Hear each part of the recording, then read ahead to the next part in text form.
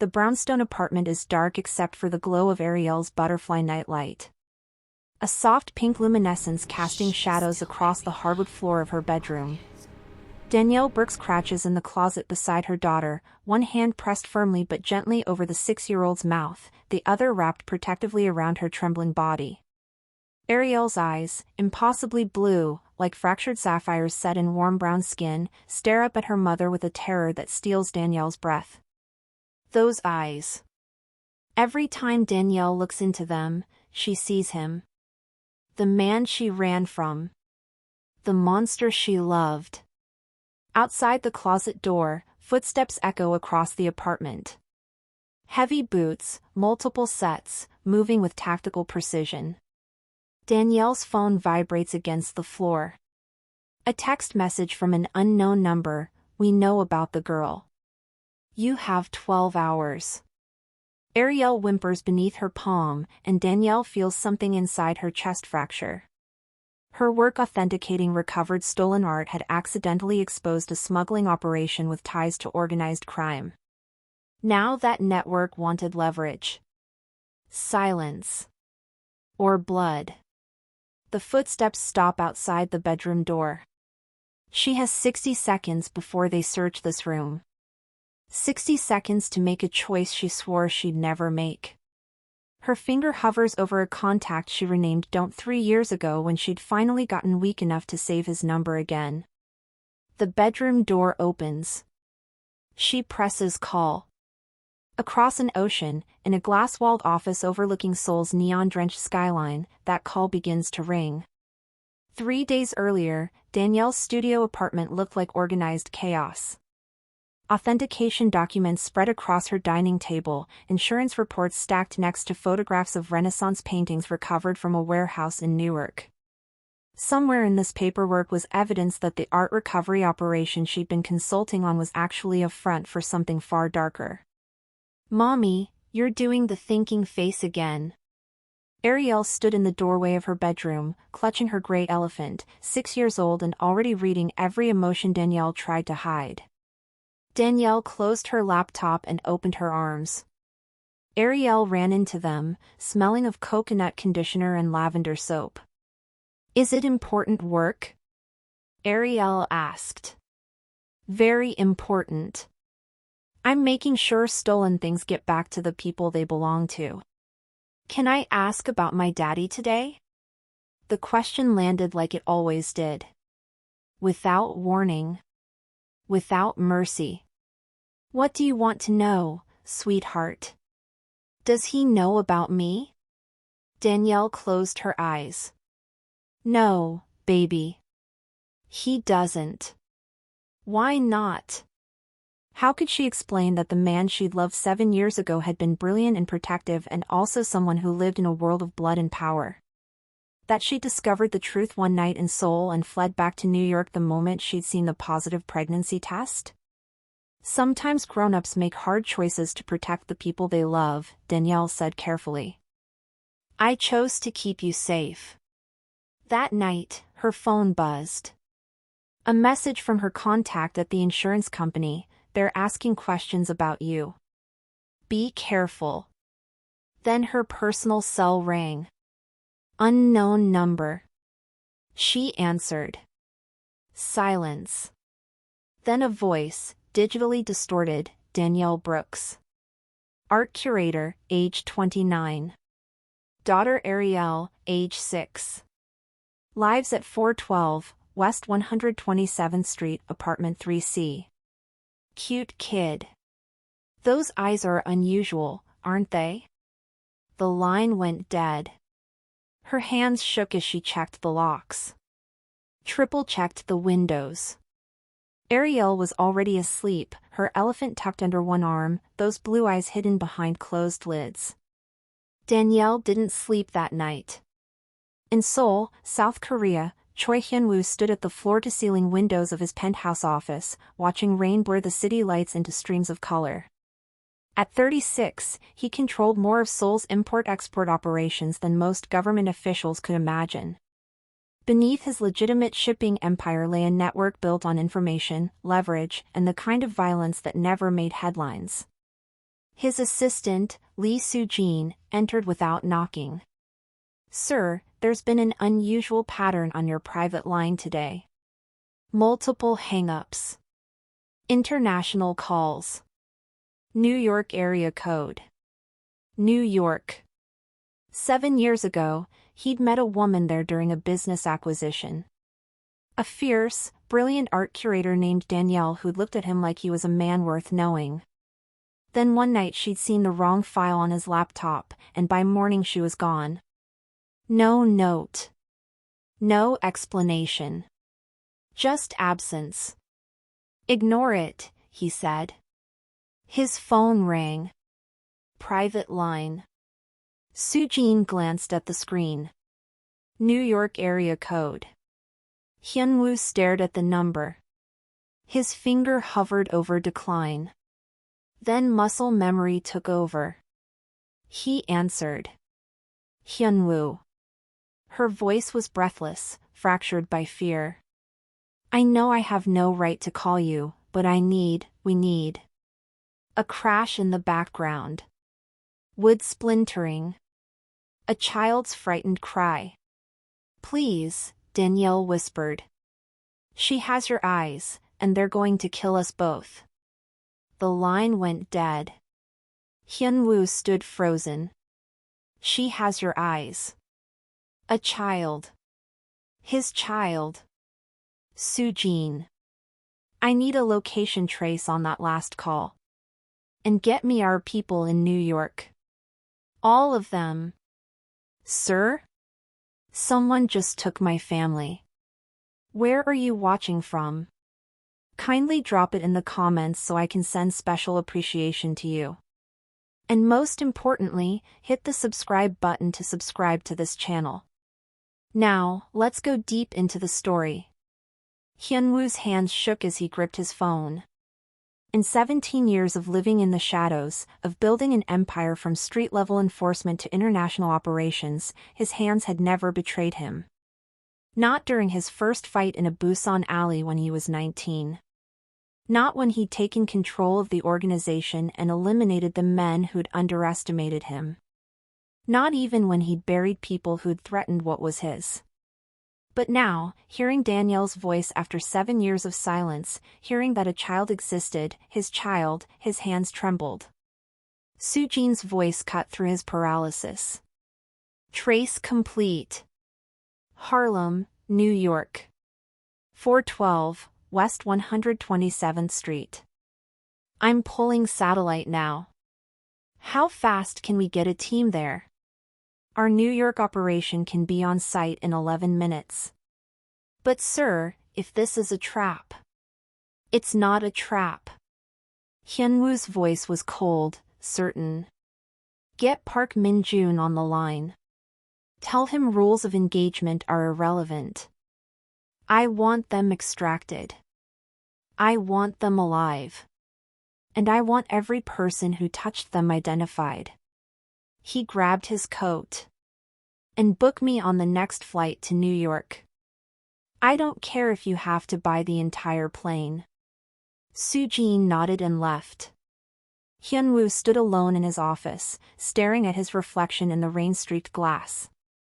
She has your eyes. For 7 years, he told himself that Danielle had been right to run. That a man like him, forged in violence, fluent in cruelty, had no business pretending he could be anything other than what he was. A weapon. A king of shadows. But now there was a child. A daughter. With his eyes.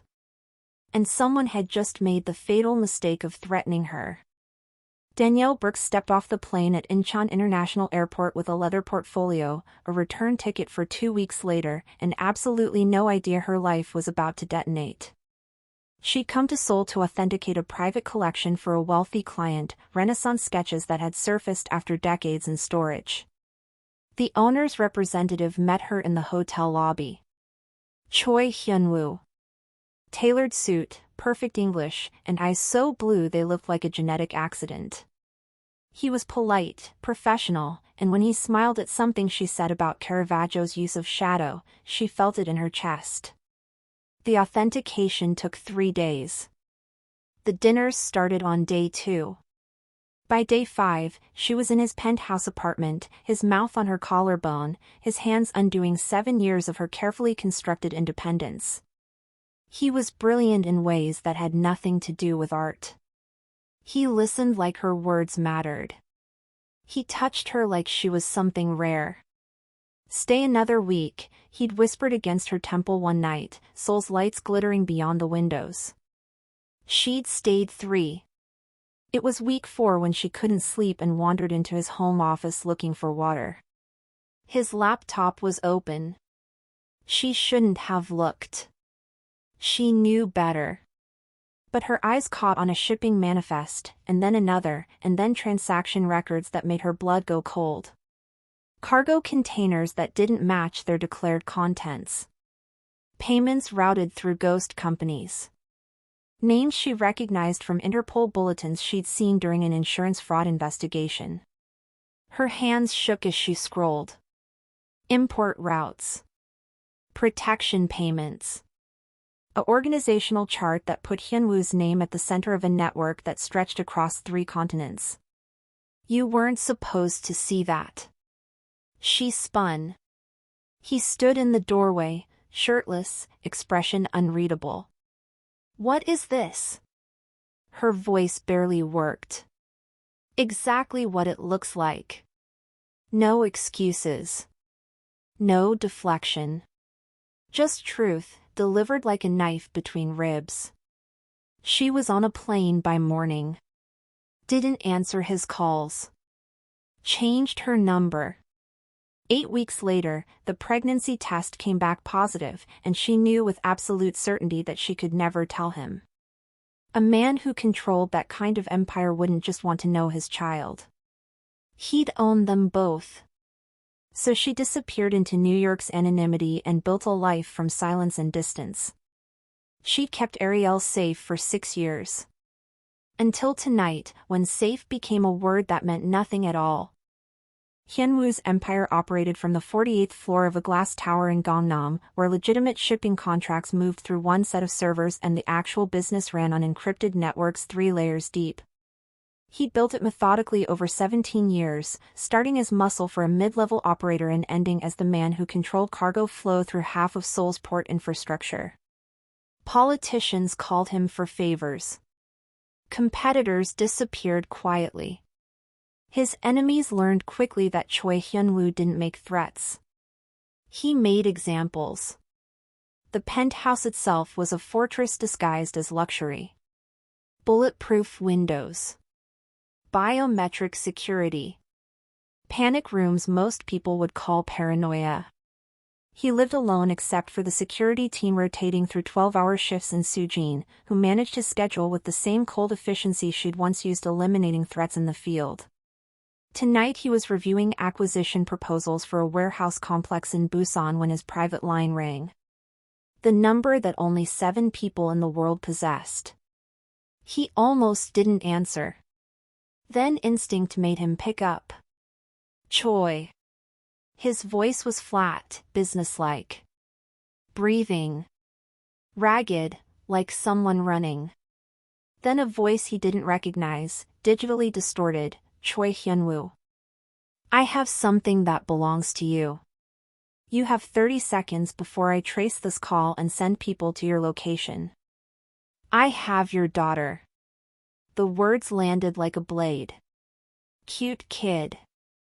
6 years old. Those blue eyes really are distinctive, aren't they? Her mother was very chatty once we explained the situation. Hyunwoo's entire body went still. 7 years ago, Danielle had vanished without explanation. He'd searched for 3 months before accepting that some people ran for reasons you'd never understand. But a daughter. His daughter. "What do you want?" "You've been interfering with operations that don't concern you. The Newark shipment. You cost us 40 million. Consider this interest. Where are they?" Laughter. "You'll find out soon enough. Or you won't." Depends on whether Danielle cooperates. The line went dead. 43 seconds total. Hyunwoo stood at the window, watching Seoul's lights blur in the rain. His reflection stared back. A monster, Danielle had called him once with her eyes if not her words. She'd been right. He was exactly what she'd feared. But monsters were useful when someone touched what was yours. He pressed the intercom. Soo-jin. Mobilize everyone. We're going to New York. Park Min-jun received the call at 3:47 a.m. New York time. He was already dressed when Hyunwoo's voice came through the encrypted line, cold and absolute, 127th Street, Harlem. 3rd floor. Extract 2 targets, female adult and child. Anyone in your way is hostile. I want them alive and unharmed. Everyone else is irrelevant. Min-jun assembled his team in 8 minutes. For operators, all former Korean Special Forces, all on Hyunwoo's private payroll for situations that required surgical violence. They moved through Harlem in 2 black SUVs, calm silent, weapons checked. The building was a converted brownstone with fire escapes and a single entry point. Min-jun's thermal scan showed 6 heat signatures. 2 in the 3rd floor apartment, stationary. 4 in the stairwell, moving tactical. Jin's people, Min-jun said quietly. So this was internal. A power play using the boss's unknown child as leverage. That made it personal. They breached through the ground floor service entrance. The first hostile died silently in the stairwell, Min-jun's blade opening his throat before he could key his radio. The second managed half a word before suppressed rounds put him down. By the time they reached the 3rd floor, the remaining 2 had realized something was wrong. Gunfire erupted in the narrow hallway. Min-jun's team moved like water, covering angles, advancing through the chaos. One hostile went down clutching his leg. The other retreated into the apartment and barricaded the door. Targets are inside with him, Min-jun's second reported. Breach. They blew the door. Min-jun entered low, weapon up, and found the hostile holding a pistol on a closet door. The man's eyes widened. Min-jun put 2 rounds center mass before he could pull the trigger. The closet door opened slowly. A woman emerged, shaking, holding a little girl against her chest. Even in the dim light, Min-jun saw what Hyunwoo had meant. The child's eyes were impossibly blue, identical to the man who'd sent Min-jun to burn down half of Harlem if necessary. Danielle Brooks. Min-jun kept his weapon lowered. I'm here on behalf of Choi Hyunwoo. We need to move. Now. The woman stared at the bodies, at the blood spreading across her floor, at the armed men in her apartment. Then she looked at her daughter and nodded. Take us to him.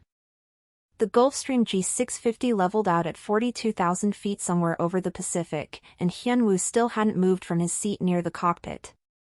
He'd been on the ground in New York for 6 hours. Long enough to verify Danielle and the child were secure.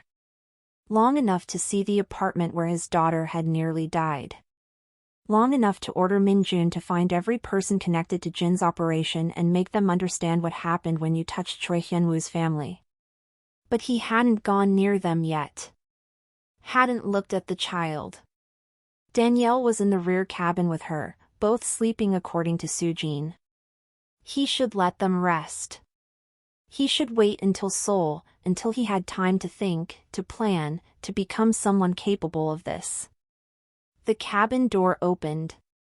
Danielle emerged, exhausted but steady. Behind her, a little girl with twisted hair and pajamas decorated with stars. She walked down the aisle like she owned the plane, clutching a gray elephant, those blue eyes taking in everything with unsettling focus. His eyes. Staring back at him from a face that was Danielle's warm brown skin and his sharp cheekbones. Genetic echo made flesh. Ariel, Danielle said quietly. This is your father. The child stopped 3 feet away and studied him with an intensity that made Hyunwoo's chest tighten. 6 years old and already she looked at him the way he looked at threats. Evaluating. Measuring. You're the one mommy ran away from, Ariel said. Not a question. A fact. Yes. Are you a bad man? Danielle inhaled sharply. Ariel. Yes, Hyunwoo said. Honesty felt like the only gift he could give. I've done bad things. Did you hurt my mommy? No. But I scared her. That's why she left. Ariel considered this, hugging her elephant. Then she walked closer and tilted her head exactly the way Hyunwoo did when he was thinking. The men with guns wanted to hurt us. Your men with guns saved us. Does that make you a good bad man or a bad good man? Something cracked open inside his chest. He built empires, destroyed rivals, made decisions that altered lives across continents. But this small girl with his eyes and her mother's courage was asking him a question he'd never been able to answer about himself. I don't know, he said quietly. Maybe you can help me figure it out. Ariel climbed into the seat beside him. Okay. But I have a lot of questions. I'll answer all of them. The compound sat on Jeju Island's southern coast, carved into volcanic rock and hidden behind layers of security that made the Seoul penthouse look casual. Hyunwoo had built it 5 years ago as his final fallback position, the place he'd retreat if everything else burned. 20 acres of reinforced structures, private beach access, and enough armament to hold off a small army. He'd never imagined bringing a family here. Ariel fell asleep in the car from the airstrip, exhausted by 40 hours of terror and transcontinental flight. Danielle carried her inside, and Sujin showed them to a guest suite with ocean views and locks on the inside of the door. Trust would take time. Hyunwoo waited on the terrace as the sun dropped toward the horizon, turning the ocean copper and gold. He heard Danielle's footsteps before she spoke. She's asleep. Finally. Danielle stood at the opposite end of the terrace, maintaining distance. 7 years had sharpened her features, carved angles where there had been softness. Motherhood and survival had remade her into something harder. We need to talk. I didn't know. The words came out rougher than he intended. If I'd known. You would have what? Sent your people to take her? Forced me to raise her in this world? Danielle's voice was steady, controlled. The same tone she'd used when authenticating forgeries. Clinical. I made a choice. I won't apologize for it. I'm not asking you to. Hyunwoo turned to face her fully. But you should have told me I had a daughter. So you could drag her into blood and violence? So she could grow up learning that power comes from fear? Danielle's control cracked. I saw those files, Hyunwoo. I know what you are. What you do. And yet you called me when she needed saving. The truth of it hung between them like smoke. Danielle's hands clenched the terrace railing. I called the only person powerful enough and ruthless enough to get her out alive, she said quietly. That doesn't mean I was wrong to run. It means the world is broken enough that sometimes you need a monster. Hyunwoo absorbed the word. Monster. He'd been called worse by better people. I won't let anyone hurt her, he said. Whatever that costs. Even your empire? He looked at Danielle, at the woman who'd seen what he was and still trusted him with their daughter's life. Even that. Then prove it. Because the people who came for us? They're just the beginning. Sujin found Hyunwoo in his office at dawn, reviewing security protocols for the compound's perimeter. She carried a tablet and the expression she wore when someone needed to die. "We have a problem," she said, closing the door. "A significant one." Hyun-woo looked up. Soo-jin didn't use words like significant unless buildings were burning or empires were falling. She set the tablet on his desk. "I've been tracing the New York operation backward. The team that hit Danielle's apartment were independent contractors, hired through cutouts, paid in cryptocurrency. Professional work. Someone covered their tracks well." She swiped to a financial spreadsheet. "But money always leaves traces if you know where to look. The payment originated from an account in the Caymans. An account that's been receiving regular transfers from our Busan operations for the past 18 months. Hyun-woo's jaw tightened. Busan was Jin's territory. How much? 43 million. Small amounts, skimmed from legitimate transactions, hidden in operational overhead. Soo-jin pulled up communication logs. "But here's what confirms it. Intercepted call from 3 days ago. Jin to an unknown number in New York. Audio quality is poor, but voice recognition gives us 92% confidence." She played the file. Jin's voice, distorted by encryption but recognizable. "The woman has a daughter. 6 years old. Get confirmation on paternity and then move on the target. I want leverage, not bodies." "Not yet." Hyun-woo's hands went still on the desk. Jin. His second in command for 8 years. The man he trusted to run operations when he was managing Seoul. Jin had known about Ariel before Hyun-woo did. Had orchestrated the attack not for ransom, but for leverage in a play against Hyun-woo himself. "There's more," Soo-jin said quietly. "Jin's been in contact with Yakuza leadership in Osaka and Russian Bratva in Vladivostok. He's building a coalition. The embezzled funds were down payments. He's promising them your territory once you're removed. He used my daughter as bait to destabilize me. He's been planning this for over a year. Ariel was the final piece. Proof that you had a vulnerability. Something he could exploit." Soo-jin met his eyes. "He's still in Seoul. Still moving freely through the organization. He doesn't know we've traced this back to him." Hyun-woo stood, walked to the window overlooking the ocean. Somewhere in the compound, Ariel was waking up, asking Danielle questions about breakfast and elephants and whether the beach was safe. "Keep him contained," Hyun-woo said. "I want his entire network mapped. Every contact, every deal, every piece of leverage he thinks he has. And then? Then I show him what happens when you touch my family." Danielle found Hyun-woo on the beach at sunset, watching Ariel collect shells under Minjun's watchful eye. The enforcer stayed 20 paces back, close enough to intercept threats, far enough to give the illusion of freedom. Ariel didn't seem to notice the gun under his jacket or understand that even this moment of childhood normalcy required armed guards. "Soo-jin told me," Danielle said. "About Jin. About the coup." Hyun-woo didn't turn. "I'm handling it." "By killing him?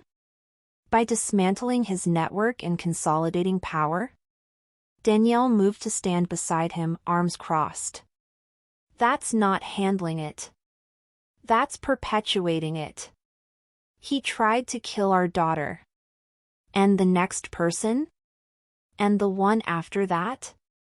Danielle's voice was sharp, controlled. "You think Jin is the only one who sees Ariel as leverage? She's your heir now, whether you claim her or not. Every rival, every ambitious lieutenant, every organization that wants to hurt you will see her as the softest target." Hyun-woo's jaw tightened. He'd been running the same calculations since New York. The threats weren't external. They were structural. As long as he controlled an empire, Ariel would be a weapon pointed at his throat. I can protect her, he said. This compound, security teams, relocation if necessary. That's not a life. That's a gilded cage. Danielle stepped closer, forcing him to look at her. She's 6 years old. She should be worried about learning to read, not whether armed men are coming through her door. She deserves parks and schools and birthday parties with other kids. She deserves normal. Normal isn't possible for me. Then make it possible. Danielle's voice went quiet, lethal. You want to be her father? Prove it. Burn it down. All of it.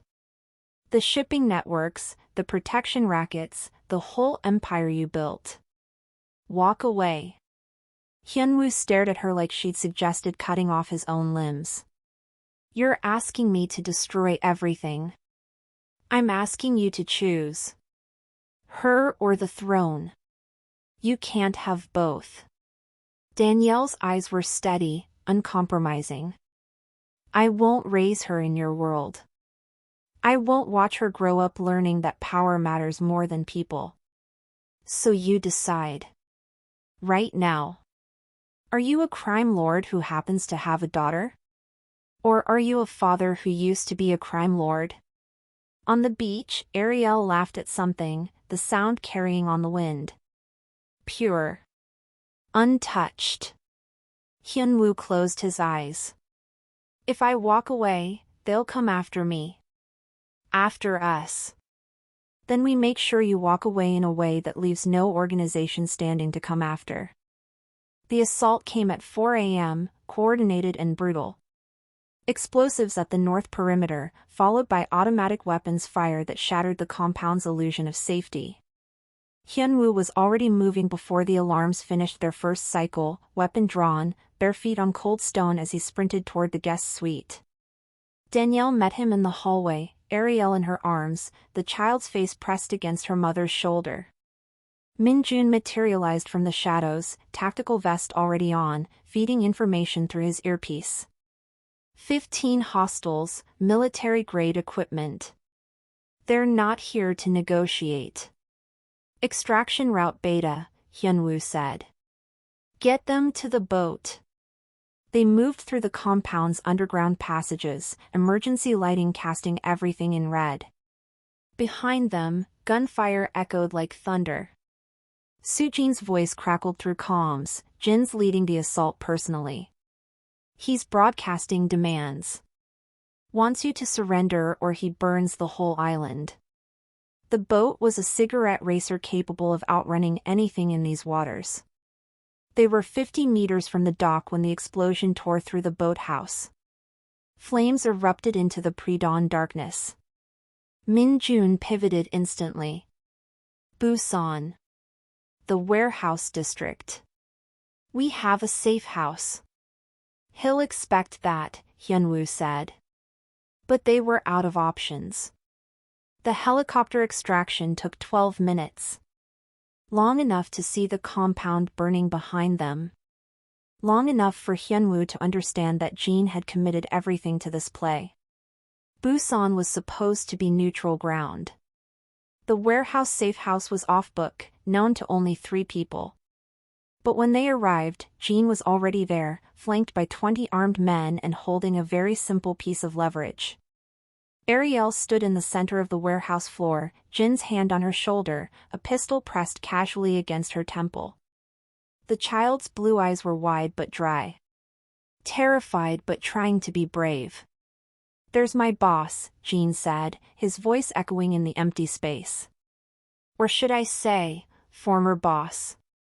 Hyunwoo went absolutely still. Beside him, Danielle made a sound like breaking. Here's how this works, Jin continued. You kneel. You put your weapon down. You confess to every crime, every murder, every deal. I record it, send it to every law enforcement agency and rival organization across 3 continents. Then I kill you. Clean succession. And maybe, I let the woman and child live. Jean smiled. You have 60 seconds to decide. Her life or your pride. Hyunwoo met his daughter's eyes across the warehouse. Those blue eyes that were his legacy and his damnation. He lowered his weapon. Hyunwoo knelt, setting his weapon on the concrete floor. Jin's smile widened, victory already tasted. But Hyunwoo had spent 17 years learning that surrender was just another kind of strategy. Closer, Jin commanded. I want to see your face when you... Hyunwoo moved. Not toward his weapon but toward Jin, closing the distance in 3 strides before Jin could process the attack. His hand locked around Jin's wrist, forcing the pistol away from Ariel's head. The shot went wild, echoing like thunder. Minjun opened fire on Jin's men. The warehouse erupted into chaos. Hyunwoo drove his elbow into Jin's throat, felt cartilage crack, then ripped the pistol free and put 2 rounds into Jin's chest.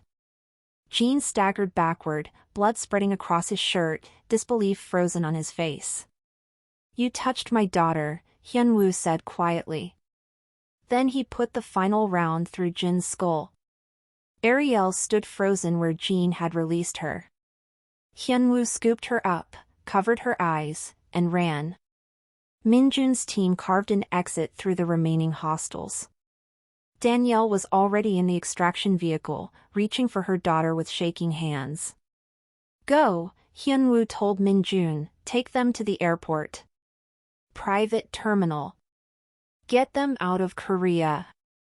And you? I'm finishing this. Hyunwoo sat in Jin's burned warehouse with a laptop and 18 years of encrypted files. Everything. Transaction records, shipping manifests, protection payments, political bribes, names and numbers and evidence that would dismantle not just his organization but every connected network across 3 continents. He uploaded it all. Interpol. FBI. Korean National Police. Every law enforcement agency that had been trying to break his empire for a decade.